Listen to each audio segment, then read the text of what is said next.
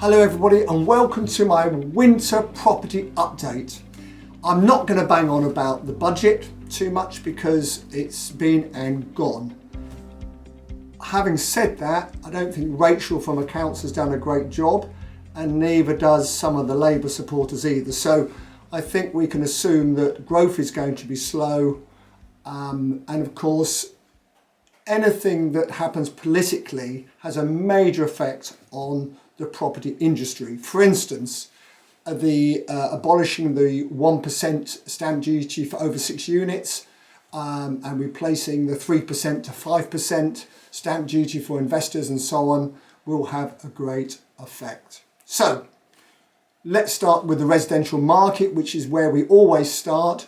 The residential market for the winter months is pretty tough. Second homes, of course, have had a bashing because of the increase in stamp duty, and we are finding, being at the sharp end of the market, at the cold face as it were, as some of you are who are watching and listening to this, pretty tough times. Not a disaster, but certainly the market is pretty tough. A little bit of sunshine coming through the haze and the clouds is the first time buyers, because they have an opportunity to purchase before April where the stamp duty levels come down and they will then end up paying more stamp duty.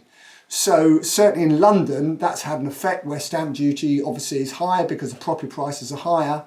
They have an opportunity to save some money, and we're seeing in London about a 3% increase in sales for first time buyers. So that has some effect. Across the rest of the country, not a lot, I'm afraid. Not a lot of an effect.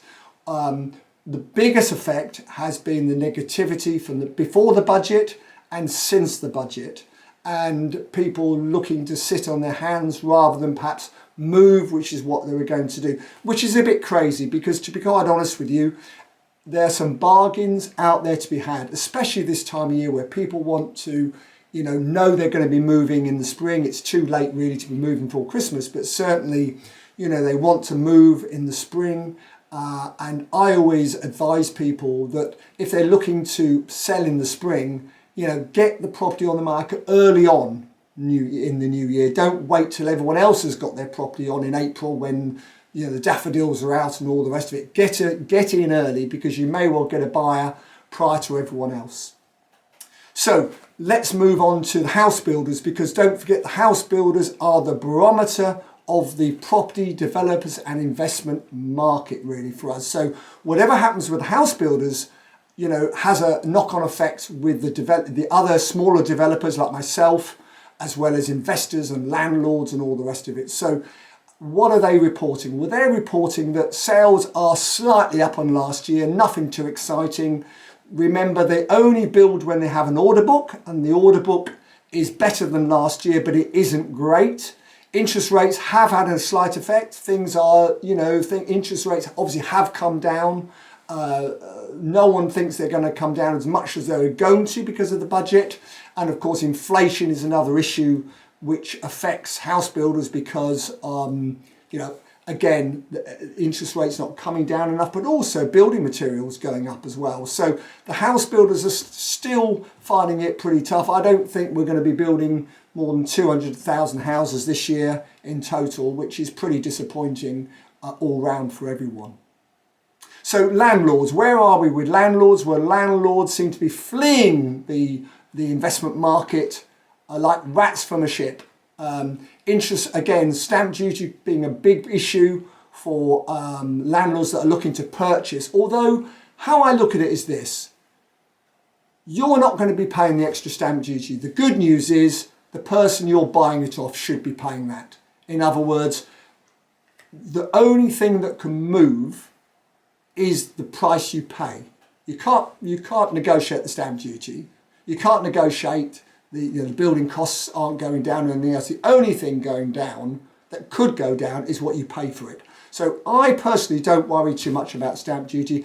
I just offer less than I would have done. And a lot of these sellers of these properties and all the rest of it, development sites and so on have got to wake up and smell the coffee, because actually, you know, property at that level, you know, if you want to sell, it's cheaper than it was.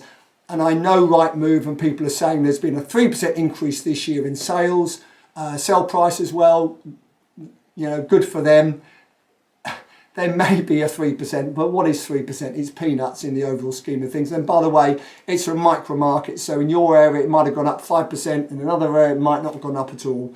Unless you're getting increases of over 5% on average across the UK, I don't take the figure seriously at all. And I don't think any of you should either.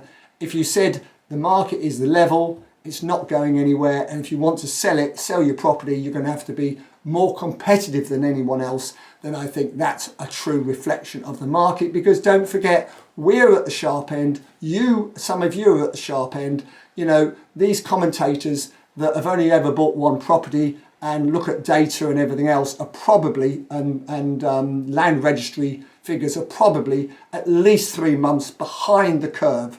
We are at the coalface. We know what's going on, as some of you do, day to day. So where does that leave people like me and some of you out there looking to buy deals, develop properties, and so on? Well, great opportunities. And I don't want to sound, I don't want this winter update to be negative, but certainly a lot of banks are hurting. You know, I can give you examples where banks are losing between £1 and £5 million on deals where you know, it's now with the receiver and they're trying to get out of them, and they're taking a serious bath to do so. So there are bargains out there, there are opportunities out there. There's a number of people sitting on their hands, and some of those are very experienced investors and developers who don't need to do anything. But for the rest of us that need to keep doing, because we've got entourages and horses to feed and everything else, we've got to carry on. And to do so, you need to be very, very tight with your figures. You need to build in, you know, a decent amount of cautiousness within what you're doing. You know, next year the market looks similar to this year, and build costs are still likely to go up. And you know, there's some blood on the street, which we like a bit of blood on the street, because at the end of the day, we need to make some money out of all these things. And at the moment, there are opportunities out there, especially during the winter months, opportunities to do so where other people are sitting on your hands. You don't need to sit on your hands. You just need to bid low and get the deal done, and look forward to a prosperous new year. So for everyone out there, good luck. I will be giving my predictions for 2025, what could possibly go wrong with those. To be fair, in the last 2 or 3 years, I've got them pretty much spot on. So I look forward to doing the video about that, and that'll be available, I'm sure, around the 1st of January 2025. I look forward to meeting and seeing you then.